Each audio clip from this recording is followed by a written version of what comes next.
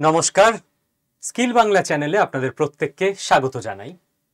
আমেরিকার সিআইএ এবং পাকিস্তানের আইএসআই চেয়েছিল ভারতের মধ্যে আভ্যন্তরীণ বিভিন্ন সমস্যা তৈরি করে ভারতের জেন জিকে রাস্তায় নিয়ে এসে প্রোটেস্ট করানো এবং দেশকে ভিতর থেকে দুর্বল করে দেওয়া। কিন্তু আরও একবার পাকিস্তানের আইএসআই এবং আমেরিকার সিআইএর বিরুদ্ধে ভারতবর্ষের গুপ্তচর সংস্থা R&AWর বুদ্ধি এবং এফিসিয়েন্সির জয়। R&AWর মোক্ষম চালে পাকিস্তানের দখলে থাকা পিওকে, পাকিস্তান অকুপায়েড কাশ্মীর, যেটা ভারতের জায়গা, সেইখানে পিওকের জেনজিদের রাস্তায় নামানো হয়ে গেছে। নিজেরাই নেমেছে, আমরা আর কি করেছি। এবং পিওকের জেনজিরা পাকিস্তানের গভর্নমেন্টের বিরুদ্ধেই প্রোটেস্ট করছে। তো আগে আমি দেখিয়ে দেব এই ঘটনার সত্যতা। দেখুন, এনডিটিভি থেকে নিউজ এক্স, ফার্স্ট পোস্ট থেকে ইন্ডিয়া টুডে, প্রত্যেকটা বড় বড় মিডিয়া নিউজ আউটলেট কভার করেছে এই ঘটনাকে। পিওকে অন বয়েল এগেন, আবারও পিওকে জ্বলছে। এবং তারপরে কি লেখা রয়েছে? Gen Z takes to streets against Pakistan government. Gen Z Pakistan সরকারের বিরুদ্ধে রাস্তায় আন্দোলন করছে। কি হয়েছে গোটা ব্যাপারটা আমরা চলুন ধীরে ধীরে বুঝে নিই, এবং তারপর পিওকে কে কিভাবে ভারতবর্ষে অন্তর্ভুক্ত করা হবে তার জন্য R&AWর যে সিক্রেট ব্লুপ্রিন্ট, সেইটার খানিকটা আজকের ভিডিওতে আপনাদেরকে আমি শেয়ার করব। দেখুন, তো প্রথমেই আমরা দেখিয়ে দিচ্ছি যে ঘটনাটা শুরু কিভাবে হয়েছে।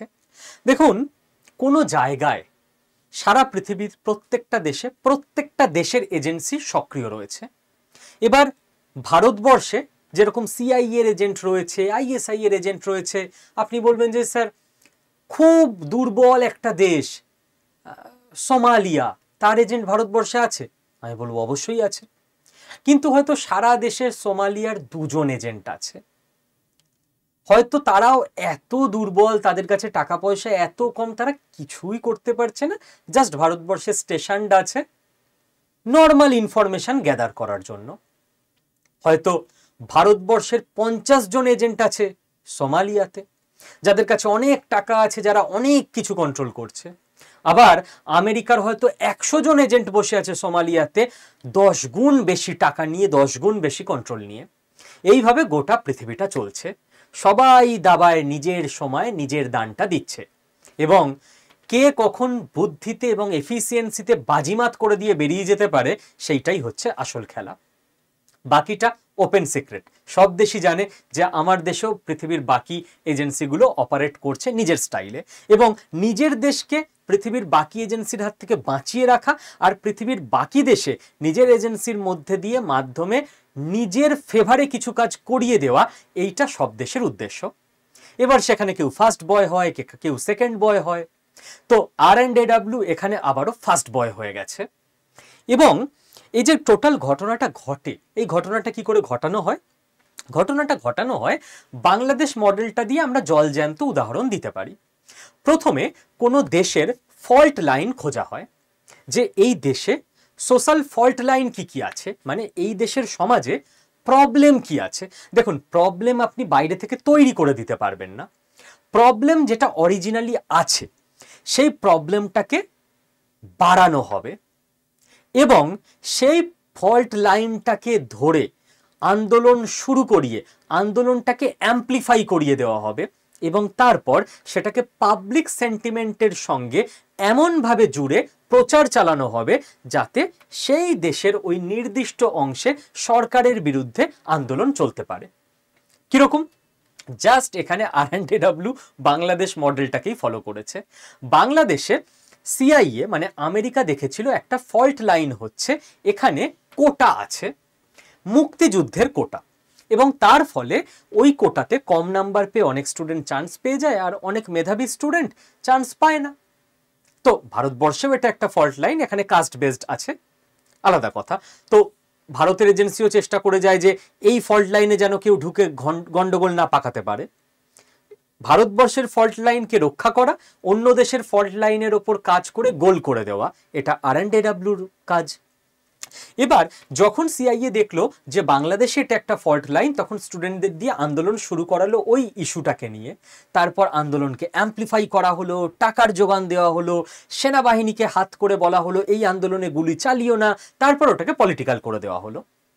তো RNDWর এখানে লোকে বলছে, আমি জানি না, এমনি হয়তো হয়েছে, লোকে বলছে যে RNDW এখানে কি করেছে, যে দেখেছে একটা ফল্ট লাইন পাওয়া গেছে। ফল্ট লাইন কি?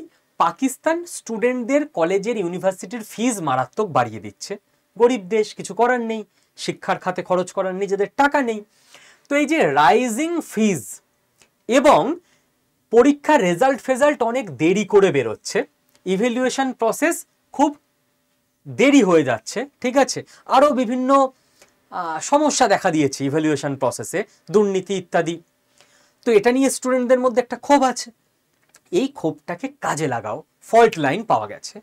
এবং স্টুডেন্টরা শাহবাজ শরীফের যে সরকার তার এগেনস্টে শান্তিপূর্ণ প্রোটেস্ট করতে শুরু করে।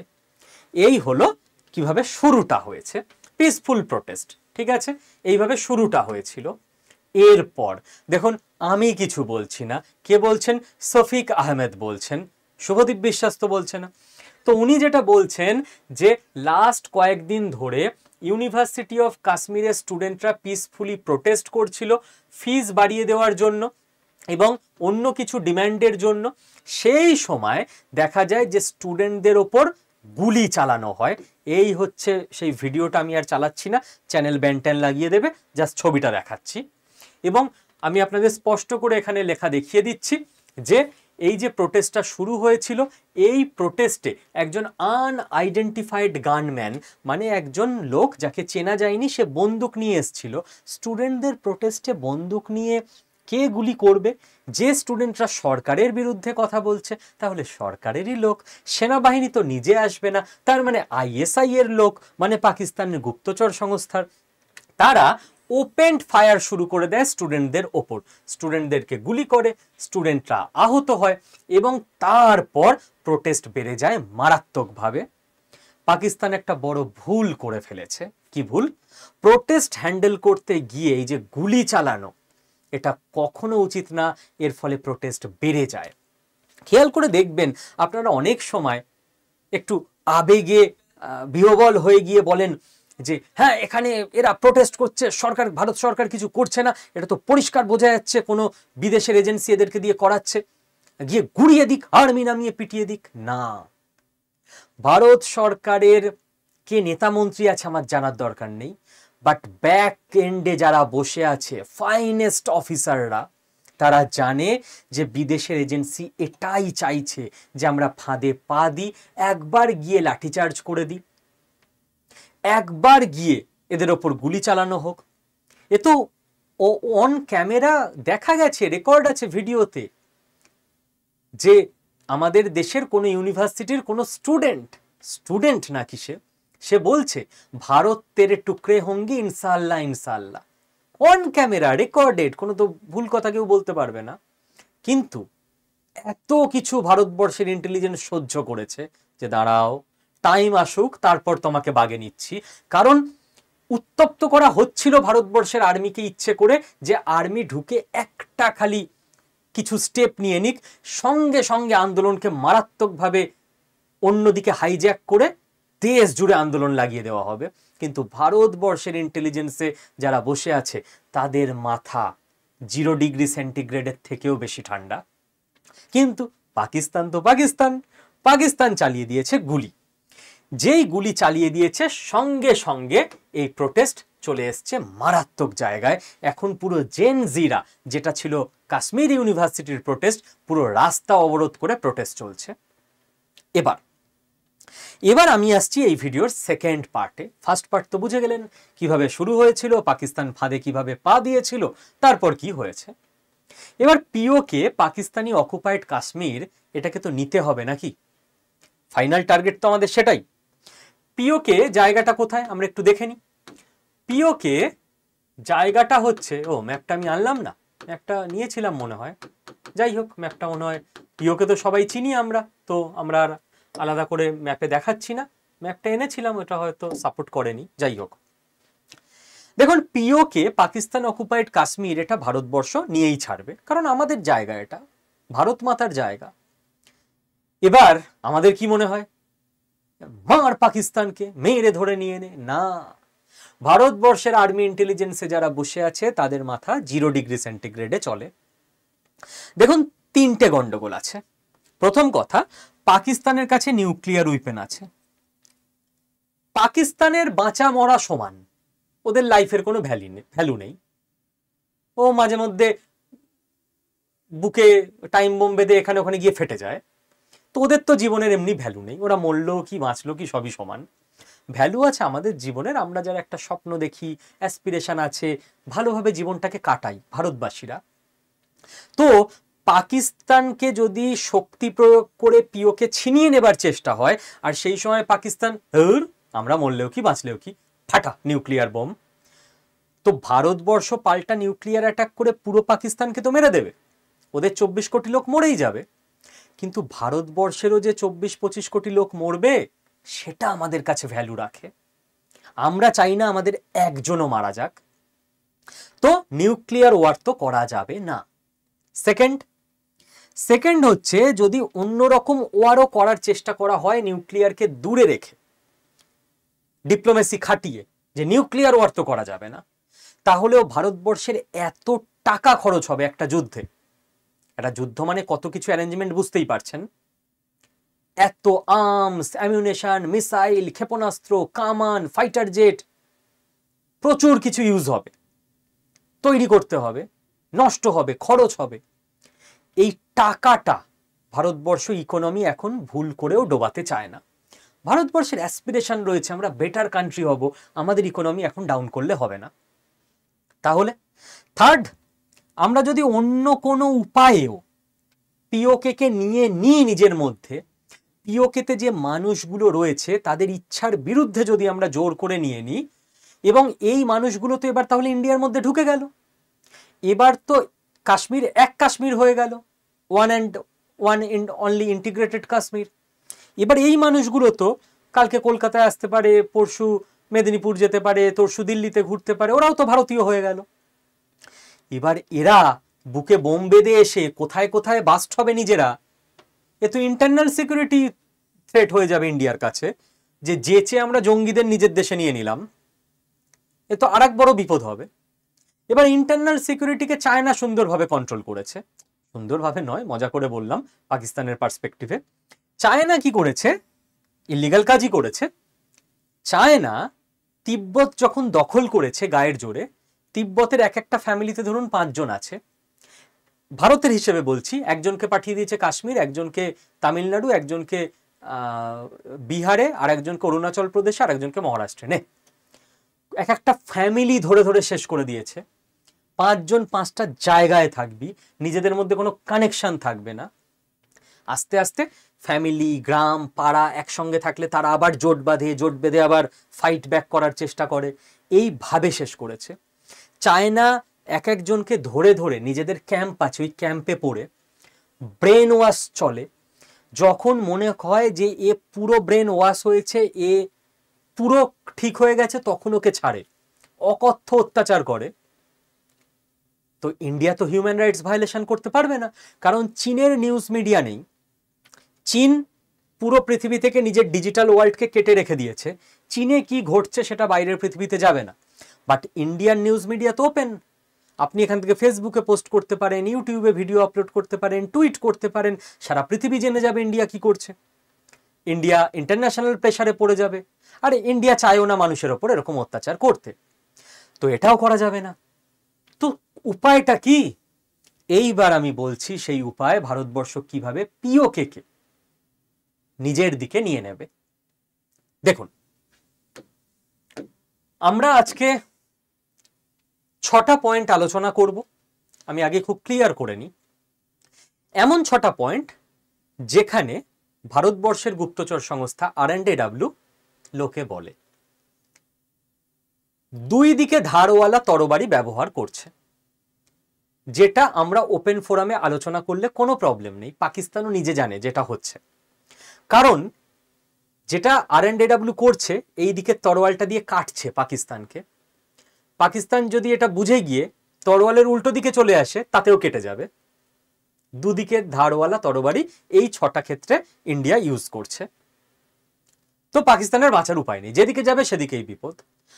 আরো কিছু পয়েন্ট ইন্ডিয়া ইউজ করছে যেগুলো কিন্তু একদিকে ধারওয়ালা তরবারি, যেগুলো পাকিস্তান যদি বুঝে যায়, হয়তো কিছু বুঝেই গেছে, বাট 0.01%ও যদি সম্ভাবনা থেকে যায় যে আমার ভিডিওর মাধ্যমে হয়তো এক্সট্রা বুঝে যেতে পারে, তো সেগুলো আমরা বলবো না।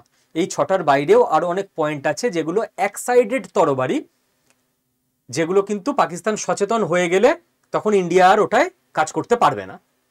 তো সেই আলোচনা আমরা করব না, আমরা এই 6টা পয়েন্টে আলোচনা করব। ধীরে ধীরে শুরু করা যাক।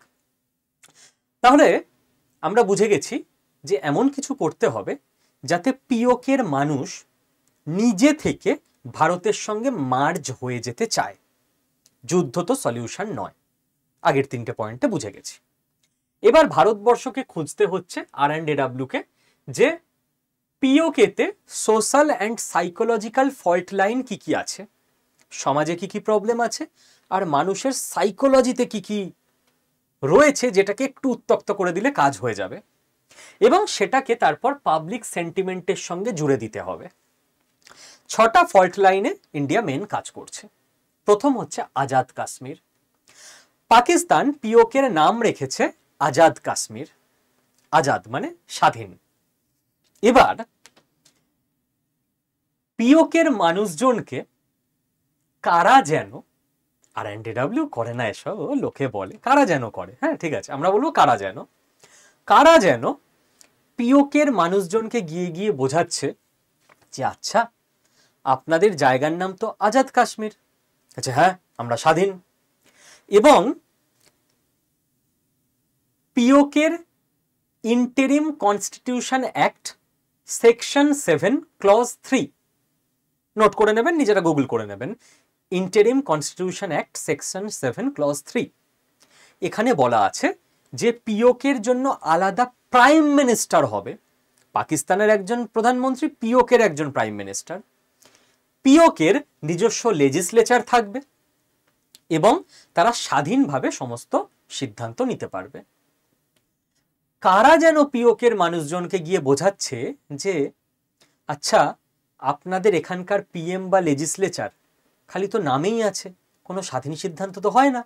সিদ্ধান্ত তো সব হয় পাকিস্তানের ক্যাবিনেটে বসে থাকা মিনিস্ট্রি অফ কাশ্মীর অ্যাফেয়ার্সের যারা কোর কমিটি রয়েছে এবং যারা যিনি মন্ত্রী রয়েছে, সিদ্ধান্ত তো সে নেয়, ঠিক কিনা? পিওকের মানুষ বলছে হ্যাঁ ঠিক, কারণ কথাটা সত্যি, আজাদ কাশ্মীরের হাতে কোনো ক্ষমতা নেই, মিনিস্ট্রি অফ কাশ্মীর অ্যাফেয়ার্স থেকে সবকিছু ঠিক করে দেওয়া হয়। আর যদি এই জায়গাটা আজাদই হবে, স্বাধীনই হবে, তাহলে পাকিস্তানের মধ্যে সব থেকে কন্ট্রোলড জায়গা কেন আজাদ কাশ্মীর? তাহলে আপনার দেশের সরকার কি আপনাকে ভরসা করে না? সারা পাকিস্তানে আপনারা দেখিয়ে দিন তো যে কোথায় এত আর্মি আছে। ভারতের সীমান্তে আর্মি থাকবে, ঠিক আছে, ভারতের সঙ্গে মারামারি করবে, প্রত্যেকটা গ্রামে প্রত্যেকটা বাড়ির পাশে আর্মি কেন বসে আছে? আপনাদের কন্ট্রোল করার জন্য। তাহলে পাকিস্তানের সব থেকে কন্ট্রোলড এরিয়াটার নাম আজাদ কাশ্মীর কি করে হতে পারে? তাহলে তো আপনার দেশের সরকারই আপনাকে ভরসা করে না। পাবলিক বলছে ঠিক কথা, এটা তো ভেবে দেখিনি। এবার যদি কেন বললাম দুদিকে তো ধারওয়ালা তরোয়াল, পাকিস্তান বুঝেও কিচ্ছু করতে পারবে না। পাকিস্তানের বিরুদ্ধে এই ন্যারেটিভই চালানো হবে পিওকেতে। আর যদি পাকিস্তান মনে করে যে না না না, মিনিস্ট্রি অফ কাশ্মীর অ্যাফেয়ার্স থেকে কন্ট্রোল করব না আর আজাদ কাশ্মীরের ওপর কন্ট্রোলও কম করে নাও, তাহলেও পাকিস্তানের প্রবলেম, কারণ আজাদ কাশ্মীরের নেতারা নিজস্বভাবে সিদ্ধান্ত নিতে পারবে। এবং interim constitution act clause 3 section 7 এ লেখা আছে আজাদ কাশ্মীরের ওদের হিসেবে কোনো পলিটিক্যাল পার্টি যদি পাকিস্তানের যে ইডিওলজি তার থেকে 1 ইঞ্চিও দূরে সরে বা ভারতের সঙ্গে কোনো আলোচনায় যেতে চায়, তাহলে সঙ্গে সঙ্গে ওই পলিটিক্যাল পার্টিকে ব্যান করে দেওয়া হবে। একই রকম স্বাধীনতা, নিজস্ব প্রধানমন্ত্রী, নিজস্ব লেজিসলেচার, এদিকে কোনো স্বাধীনতাই নেই। স্বাধীনতা দিলে পাকিস্তান তো পড়বে সব থেকে বড় বিপদে, আর না দিলে চলবে এই narrative. Second, Mangala dam. R&AW লোকে বলে খুঁজে বের করেছে যে মঙ্গলা ড্যাম ইস্যু নিয়ে একটা ফল্ট লাইন আছে পিওকেতে। কি ফল্ট লাইন? 1960 সালে মঙ্গলা ড্যাম যখন পিওকের ওপর তৈরি করা হয়েছিল, সেই সময় মিরপুর নামে একটা অঞ্চলের যারা বাসিন্দা মিরপুরি, তাদের প্রচুর মানুষকে উচ্ছেদ করা হয়েছিল, কারণ বাঁধ তৈরি হবে। যাদের টাকা পয়সা ছিল, বড় লোক, তারা লন্ডনে চলে গেছিল সেই সময়। 10 জন গিয়ে বাকি পাড়ার সবাইকে ডেকে ডেকে এনেছিল। তাতেও কি সবাই যেতে পেরেছিল? কজন আর পিওকে থেকে লন্ডন যেতে পারে? বাকিরা বিভিন্ন জায়গায় উদ্বাস্তু হয়ে পিওকের অন্য জায়গায় ঘরবাড়ি ছেড়ে চলে গেছে। কেউ, যারা বড় লোকরা লন্ডনে যেতে পেরেছিল, বা বড় লোকদের সহযোগিতায় যারা মধ্যবিত্তরা লন্ডনে যেতে পেরেছিল, বা যারা নিম্নবিত্ত দরিদ্ররা যেতে পারেনি, কেউ ঠিকঠাক ক্ষতিপূরণ আজ অবধি পায়নি। এর ফলে লন্ডনে থাকা মিরপুরি কমিউনিটিদের এত বছর পর কারা যেন হঠাৎ একত্রিত করে, লন্ডনে আছে তারা প্রভাবশালী, এত বছর হয়ে গেছে, শিক্ষা দীক্ষায় বড় বড় জায়গায় পৌঁছে গেছে, তাদের নিউ জেনারেশন, কিন্তু তারা হঠাৎ করে 1960 সালে তাদের সঙ্গে পিওকেতে যে অন্যায় হয়েছিল পাকিস্তানি গভর্নমেন্টের দ্বারা, সেই নিয়ে গ্লোবাল স্টেজে সারা পৃথিবীতে কথা বলতে শুরু করেছে, ডিজিটালি আন্দোলন করছে, পাকিস্তান সরকারের ওপর ইন্টারন্যাশনাল মঞ্চে প্রেসার তৈরি করছে, এবং যে সমস্ত মিরপুরি পিওকেতে এখনো আছে তাদের সঙ্গে কানেক্ট করছে যে তোমরা আন্দোলন করো, ক্ষতিপূরণ চাই চাই। এবং কারা যেন এই ডিজিটাল আন্দোলনকে সাপোর্ট দিচ্ছে, যাতে করে এই আন্দোলনটা সারা পৃথিবীতে ছড়িয়ে পড়ে।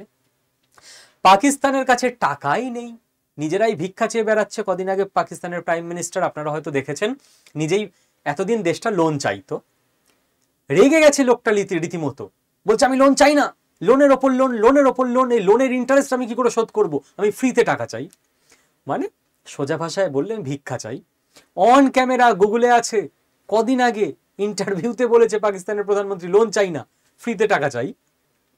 তো যাদের কাছে লোন ইন্টারেস্ট দেওয়ার টাকা নেই, তারা এখন মিরপুরিদের ক্ষতিপূরণ দেবে। দিক, দুদিকে ধারওয়ালা তরবারি। ক্ষতিপূরণ না দিলে চলবে আন্দোলন, ক্ষতিপূরণ দিলে পাকিস্তানের টাকা আরো কমবে। 3, নীলম ভ্যালি। কারা যেন খুঁজে বের করেছিল যে নীলম ভ্যালি একটা ফল্ট লাইন পাওয়া গেছে। কি ফল্ট লাইন? নীলম ভ্যালিতে প্রচুর ফার্নিচারের কাঠ পাওয়া যায়, টিম্বার বিজনেস, কাঠ, ভালো ভালো ফার্নিচার তৈরি হয়। পাকিস্তানের সব থেকে বড় লোক শিল্পপতিরা থাকে পাঞ্জাবে, পাকিস্তানের পাঞ্জাবে। পাকিস্তানের পাঞ্জাবের শিল্পপতিরা এসে নির্বিচারে নীলম ভ্যালি থেকে গাছ কেটে নিয়ে চলে যায়। এবার জাস্ট 2024-এ নীলম ভ্যালিতে ক্লাউড বাস্ট হয়েছিল, এবং এত বৃষ্টি হয়েছে, যেহেতু গাছ টাছ নেই, পাথর টাথর গড়িয়ে পড়ে গেছে, কারণ গাছের শিকড় দিয়ে ওগুলো আঁকড়ে ধরা থাকে পাথরগুলো, এবং এত কাঠের গুঁড়ি জড়ো করা ছিল যে যখন বন্যা হয়েছে নদী দিয়ে, জল দেখা যাচ্ছে না, কাঠের গুঁড়ি ভেসে যাচ্ছে, এবং ওই অঞ্চলের যে বাস্তুতন্ত্র সেটা তো বিঘ্নিত হয়েই গেছে অলরেডি।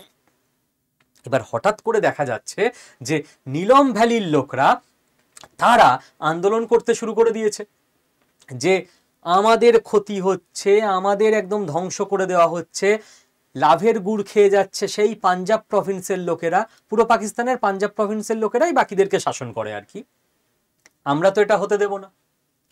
তো ভালো কথা, যদি এটা চলতে থাকে তাহলে নীলম ভ্যালিতে আন্দোলন হবে, আর যদি পাকিস্তান বন্ধ করে দেয় এটা, তাহলে পাঞ্জাবের টিম্বার কম পড়ে যাবে, টিম্বার বিজনেস লাটে উঠে যাবে। করো, কি করবে। 4, নীলম ঝিলম ড্যাম। নীলম ঝিলম ড্যাম যখন তৈরি করা হচ্ছে, প্ল্যানিং ছিল 969 মেগাওয়াট বিদ্যুৎ এখান থেকে তৈরি করা হবে, জলবিদ্যুৎ।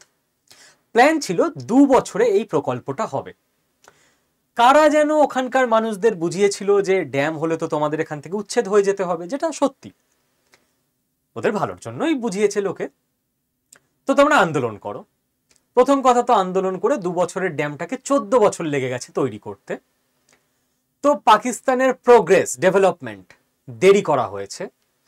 আপনি বলবেন যে এগুলো কি ঠিক? গ্লোবাল জিওপলিটিক্স ঠিক ভুলে চলে না, আদর্শে চলে না। এখানে কাঁটা দিয়ে কাঁটা তুলতে হয়। আর ইন্ডিয়া খুব ভালো করে জানে, this is new India, new India খুব ভালো করে জানে কিভাবে কাঁটা দিয়ে কাঁটা তুলতে হয়। যদি আদর্শ দিয়েই যুদ্ধ করা হতো তাহলে মহাভারতে শ্রীকৃষ্ণ আদর্শ দিয়েই যুদ্ধ করতেন। গুরু দ্রোণ, মহামহিম ভীষ্ম এবং কর্ণ, এই তিনজনকে ছলনা এবং ইল্লিগাল আমি বলবো বেআইনিভাবে মারা হতো না, একদম ডিরেক্ট যুদ্ধেই মারা হতো। তো যখন এই মারাত্মক যুদ্ধ চলে তখন ইটের বদলে পাটকেলি দিতে হয়, যে যে ভাষা বোঝে তাকে সেই ভাষাতেই জবাব দিতে হয়, এবং ভারতবর্ষের বর্তমান ইন্টেলিজেন্স সেটা খুব ভালো করে জানে। এছাড়া কোনো উপায় নেই। আদর্শগতভাবে যতই আপনার শুনতে খারাপ লাগুক না কেন, আপনার উল্টো দিকের লোকটা যখন আদর্শ বোঝে না, তখন আপনি যদি আদর্শ নিয়ে চলতে যান বিপদে আপনিই পড়বেন। কাজেই নীলম ঝিলম ড্যামের 2 বছরের কাজ শেষ করতে 14 বছর লাগানো হয়েছিল, এবং নীলম ঝিলম ড্যামের বাজেট ছিল 89 বিলিয়ন পাকিস্তানি রুপি, আমি যদি খুব ভুল না করি।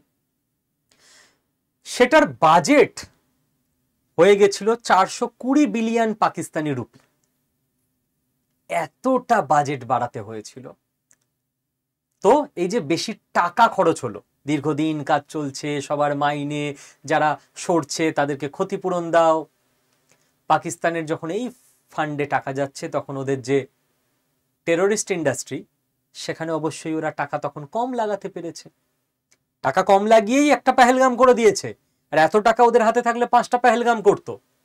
এইভাবে RNDWকে মাথা লাগিয়ে দেশকে বাঁচাতে হয় যে কিভাবে ওদের টাকা খরচ করিয়ে দেওয়া যায়, তাতে করে আমাদের রিস্ক কম, টেরোরিস্ট কম পুষতে পারবে।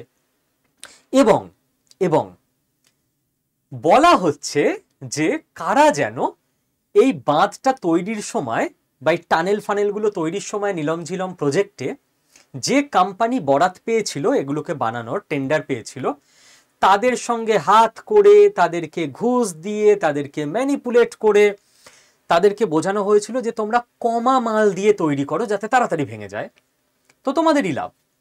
একে তোমরা কমা মাল দিচ্ছ, তোমাদের মুনাফা বেশি হচ্ছে। 2, তোমরা কমা মাল দিয়ে এটা তৈরি করলে আমরা উল্টে তোমাদের টাকা দেব, তোমাদের আর বেশি কিছু ভাবতে হবে না, আমরা কারা, জাস্ট এটা করে দাও। টাকার লোভে লোকে করে দিয়েছে। কারা যেন সেই কোম্পানিকে অনেক টাকা দিয়েছিল যে তোমায় কিচ্ছু করতে হবে না, খালি জিনিসের মান কমিয়ে দাও। এবং এই নীলম ঝিলম প্রজেক্টের প্রত্যেকটা টানেল, প্রত্যেকটা বাঁধ, প্রত্যেকটা লক গেট প্রত্যেক 6 মাসে ভেঙে যাচ্ছে। সারাতে যত টাকা লাগবে তত আমরা নিশ্চিন্ত, না হলে ওই টাকায় তো টেরোরিস্টদের ট্রেনিং ক্যাম্প খুলবে তোমরা। এবং নীলম ঝিলম প্রজেক্ট থেকে যে বিদ্যুৎ তৈরি হচ্ছে সেই বিদ্যুৎ চলে যায় পাকিস্তান গ্রিডে। পাকিস্তান গ্রিডে বিদ্যুৎ চলে যাওয়ার ফলে পিওকের লোকেরা বিদ্যুৎ পাচ্ছে না, লোডশেডিং থাকছে। ভাই আমার জায়গা থেকে বিদ্যুৎ তৈরি হচ্ছে, আমি বিদ্যুৎ পাচ্ছি না, বিদ্যুৎ পাচ্ছে পাঞ্জাবের লোকে। এবং যেটুকু বিদ্যুৎ পাকিস্তানের এই পিওকের লোকেরা পাচ্ছে, সারা দেশের জন্য একটা ইউনিট প্রতি রেট, পিওকের জন্য ইউনিট প্রতি রেট বেশি। তো স্বাভাবিক পিওকের প্রতি যে ভালোবাসা, তো সেই ভালোবাসা থেকে কারা যেন ওদের গিয়ে বোঝাচ্ছে আন্দোলন করুন, সারা দেশ একটা রেটে ইলেকট্রিক পাচ্ছে, আপনাদের জন্য বেশি রেট, আপনাদের তো মানুষ বলেই মনে করে না, চালান আন্দোলন। তো কি করবে, করুক পাকিস্তান। 5 হচ্ছে মেডিকেল ফল্ট লাইন। পিওকেতে পাকিস্তান আলটিমেটলি তো ভেতরকার ইন্টেনশনটা খারাপ। দেখুন, আপনার আলটিমেট উদ্দেশ্য যদি ভালো হয় তার জন্য কিছু খারাপ কাজ করতে হতে হয় মাঝে মধ্যে, ভগবান শ্রীকৃষ্ণকেও মহাভারতে করতে হয়েছে, কিন্তু আলটিমেট উদ্দেশ্য ভালো ছিল। ইন্ডিয়ারও আলটিমেট উদ্দেশ্য ভালো, পাকিস্তানের আলটিমেট উদ্দেশ্য তো সবাই জানে। তাই পিওকের মানুষকে ওরা সত্যি মানুষ বলে মনে করে না। ওখানে যে হসপিটালগুলো আছে সেখানে বেসিক ট্রিটমেন্ট হয়, একটু বড় কিছু রোগ হলেই যেতে হয় পাঞ্জাবে। পিওকের মানুষ কিছু রোগ হলেই পাঞ্জাবে যাবে, বিনা চিকিৎসায় মরে যায় বেশিরভাগ মানুষ। আজকে আমার ফ্যামিলির কেউ বিনা চিকিৎসায় মরে যাচ্ছে, সে তো তখন আন্দোলন করবেই। এবং এই মেডিকেল ফল্ট লাইনের ওপরেও কাজ করছে কারা যেন। পাকিস্তান যদি মেডিকেল ইনফ্রাস্ট্রাকচার ভালো করে দেয়, প্রথম কথা তো পারবে না, কারণ টাকা নেই। আর যদি ভালো করে দেয় তো মানুষ হিসেবে আমরা খুশি, মানুষকে তো বাঁচার মতো করে বাঁচিয়ে রাখুক, ওরা একটা জায়গা দখল করে রেখে দিয়েছে, তাদেরকে চিকিৎসা পর্যন্ত দিতে পারে না, হসপিটাল করতে পারবে না, কারণ করতে প্রচুর টাকা লাগে এবং টাকাটা ওদের কাছে এখন নেই। ধারের টাকায় কোনো রকমে দেশটা চলছে, বাকি টাকা ওদের আর্মির জেনারেলরা আত্মসাৎ করে বিদেশে নিয়ে পালাচ্ছে, সব থেকে করাপ্টেড আর্মি পাকিস্তানে। আর 6 নাম্বার জিনিস হচ্ছে protest for protest right. Sir এটা আবার কি? পাকিস্তানে কোনো পিওকেতে প্রোটেস্ট হলেই ওখানে ইন্টারনেট কাট করে দিয়ে 144 ধারার মতো জিনিসপত্র লাগিয়ে ওখানকার মানুষদের ওপর গুলি চালিয়ে লাঠিচার্জ করে প্রোটেস্ট সঙ্গে সঙ্গে বন্ধ করে দিচ্ছে। তো পাকিস্তানের পিওকের মানুষ যারা আসলে ভারতের মানুষ, পিওকের আছে পাকিস্তানের দখলে আছে ইল্লিগালি, তারা এখন এটার জন্য প্রোটেস্ট করছে যে আমাদের প্রোটেস্ট করার অধিকারটা দাও। প্রোটেস্ট করার অধিকার পর্যন্ত কেড়ে নিয়েছো, আমরা আর কোনো ইস্যুতে প্রোটেস্ট করছি না, আমরা মানুষ হিসেবে নিজেদের ডিগনিটিতে, নিজেদের মর্যাদা রক্ষায় প্রোটেস্ট করছি। তো প্রোটেস্টের রাইট যদি পাকিস্তান না দেয় তাহলে প্রোটেস্টের রাইট পাওয়ার জন্য প্রোটেস্ট চলবে, আর প্রোটেস্টের রাইট যদি পাকিস্তান দেয় তাহলে তো বিভিন্ন ইস্যুতে প্রোটেস্ট চলবে। পাকিস্তান ভেবে দেখুক পাকিস্তান কোনটা করবে। এর বাইরেও R&AWর ফাইলে এরকম অনেক তাস আছে, কিন্তু সেগুলো আলোচনা করতে পারবো না, কারণ সেগুলো সবকিছু কিন্তু দুদিকে ধারওয়ালা তরবারি নয়। এবং যখন আমি ভাবি যে ভাই কি লেভেলে প্ল্যানিং বুদ্ধি করে আমাদের দেশকে বাঁচিয়ে রাখছে আমাদের অফিসাররা, তখন সত্যি শ্রদ্ধায় মাথা নত হয়ে আসে। আমরা তাদের নাম জানি না, তারা ক্যামেরার সামনে আসেন না, আমরা তো কেবল তাদের প্রতিনিধি হিসেবে অজিত দোভাল স্যারের নাম জানি। তাই তাকে শ্রদ্ধা জানানোর মাধ্যমে আসলে আমরা অজিত দোভাল স্যারের গোটা টিমকে শ্রদ্ধা জানাই, এবং সেই টিমের মধ্যে সমস্ত ধর্মের, সমস্ত বর্ণের, সমস্ত জাতির, সমস্ত ভাষাভাষীর অফিসার আছে, যাদের একটাই উদ্দেশ্য ভারতবর্ষকে সিকিউর করা। এবং অজিত দোভাল স্যার নিজে আইপিএস ছিলেন প্রথম জীবনে, ইউপিএসসি পরীক্ষা দিয়ে আইপিএস হয়েছিলেন। আমি তো আমাদের স্টুডেন্টদের সবসময় বলি যে যদি, এবং আপনাদেরও বলি, যদি আপনার বাড়িতে ভাই বোন ছেলে মেয়ে নাতি নাতনি কেউ থাকে, বা যদি তোমার বয়সের মধ্যে হয় যে 21 থেকে 39-এর মধ্যে, ওবিসি হলে 21 থেকে 42-এর মধ্যে, এসসি এসটি হলে 21 থেকে 44-এর মধ্যে, আর যদি জাস্ট গ্র্যাজুয়েশন ডিগ্রি থাকে তোমার, যে কোনো সাবজেক্টে যে কোনো নাম্বার নিয়ে, অনার্স পাস কোর্স ব্যাপার না, রেগুলার কিংবা ডিস্টেন্স ব্যাপার না, জাস্ট গ্র্যাজুয়েট হতে হবে আর এই বয়সের মধ্যে হতে হবে, তো ভাই ইউপিএসসি কঠিন পরীক্ষা সবাই পায় না, অজিত দোভাল স্যারের মতো লোকরা পায়। ডাব্লিউবিসিএস তো সহজ পরীক্ষা, ডাব্লিউবিসিএস দাও, ডাব্লিউবিসিএস থেকে ডিএসপি থেকে প্রমোশন পেয়ে আইপিএস হয়েই যাবে যারা গ্রুপ বিতে যাবে। এছাড়াও বিডিও, এসডিও, ডিএম এর মতো ইম্পর্টেন্ট পোস্ট আছে, সবাই তো পুলিশ সার্ভিসে যাবে না, অ্যাডমিনিস্ট্রেশনে যাবে। তুমি হয়তো নেতা মন্ত্রী হবে না, ক্যামেরার সামনে তোমার কাজ থাকবে না, বাট পিছনে কেবিনে বসে তোমার এক একটা ডিসিশন, এক একটা কাজ আসলে গোটা দেশকে এগিয়ে নিয়ে যাবে। তো যারা এই পরীক্ষাটা দিতে চাইছো, বা আপনাদের যারা সিনিয়ররা আছেন তাদের বাড়ির যদি কেউ এই পরীক্ষার প্রিপারেশন করতে চায়, 25শে নভেম্বর 2025 থেকে আমাদের নিউ ব্যাচ শুরু হবে। ক্লাস করাবো আমরা, 12 জন টিচার 12টা সাবজেক্ট পড়াবেন, আমি রিজনিং এবং এথিক্স পড়াবো যথারীতি। বই আমরা দেব, মক টেস্ট আমরা দেব, অর্থাৎ কোনো কিছুর জন্য আর বাইরে কোথাও যেতে হবে না, একটা বইও কিনতে হবে না। এবং গোটা ফিজও নেব না আমরা, 70% ফিজ, আসল ফিজটা বেশিরভাগটা চাকরি পেয়ে, ফার্স্ট মাসের মাইনে পেয়ে তারপর আমাদের দিতে হবে। আপাতত 30% ফিজ খালি দিতে হবে, যে টাকাটা দিয়ে ইনস্টিটিউটটা চালানো যাবে। বাকি 70% ফিজ চাকরি পেয়ে, মাইনে পেয়ে। আমরা রিস্ক নিতে পারি, কারণ আমরা জানি যে আমাদের স্টুডেন্টরা চাকরি পাবে, সেইভাবেই পড়ানো হয়। তো এ বাবা, বাকি টাকাটা তো রিস্কে পড়ে গেল যদি না পাই, সেই লেভেলেই আমরা পড়াই যে চাকরি পাবেই। চাকরি পেলে কোনো স্টুডেন্ট এরকম থাকে না যে বলে যে আর না টাকা দেবো না, মাইনে পাচ্ছে সে কেন দেবে না, মাইনে থেকে দিয়ে দেয়, ফার্স্ট মাসের স্যালারি দিয়ে দিলেই হয়ে গেল। তো এর জন্য কি করতে হবে, এটা আমার অফিসিয়াল হোয়াটসঅ্যাপ নাম্বার 9875621454। এই নাম্বারে একটা হোয়াটসঅ্যাপ করবেন, এই নাম্বারটাকে সেভ করে নেবেন, স্কিল বাংলা শুভদীপ স্যার লিখে। এরপর হোয়াটসঅ্যাপ করবেন। হোয়াটসঅ্যাপে কি লিখবেন, জাস্ট একটা হাই লিখবেন, আর কিচ্ছু লিখতে হবে না। ফোন করবেন না, দিনে 1,500-2,000 ফোন আসে, কোনটা কার ফোন বুঝতে পারি না, ধরি না, অফিসিয়াল ফোন হিসেবে আলাদা রাখা থাকে। পার্সোনাল ইনবক্সে মেসেজ করবেন না দয়া করে, কারণ আমি কোনো মেসেজ পড়ে দেখতে পারি না। তাহলে কেন হাই লিখবেন? হাই লিখলেই অটোমেটিক আমার সেট করা আছে আপনার কাছে আমার WBCS গ্রুপের লিঙ্ক চলে যাবে। যেই লিঙ্ক চলে যাবে ওই লিঙ্কটায় আপনি ক্লিক করবেন, ক্লিক করলেই আমার WBCS গ্রুপে আপনি জয়েন হয়ে যাবেন। এই অবধি কোনো ফিজ লাগবে না, সম্পূর্ণ বিনামূল্যে, সম্পূর্ণ ফ্রি। এরপর গ্রুপে জয়েন হওয়ার পর আমি কয়েকটা অডিও দেব, যেটা শুনে নিলে আর কিছু না হোক WBCS পরীক্ষা সম্পর্কে আপনার জীবনে আর কোনো কনফিউশন থাকবে না, যেটা যে কোনো মানুষ জানতে পারেন।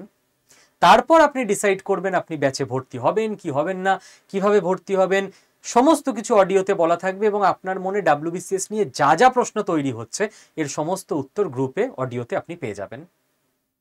আমি চাইবো আমাদের এই 25শে নভেম্বরের ব্যাচ থেকেও এমন অফিসাররা বেরোক যারা দেশের জন্য ব্যাকএন্ডে কিছু না কিছু বড় কাজ করতে পারবে। আজ থেকে 25-30 বছর পর হয়তো তাদের জন্য, তারা যখন সিনিয়র মোস্ট পজিশনে পৌঁছে যাবে, ভারত একটা বড় গেম জিতে যাবে। জয় হিন্দ, ভালো থাকবেন সকলে।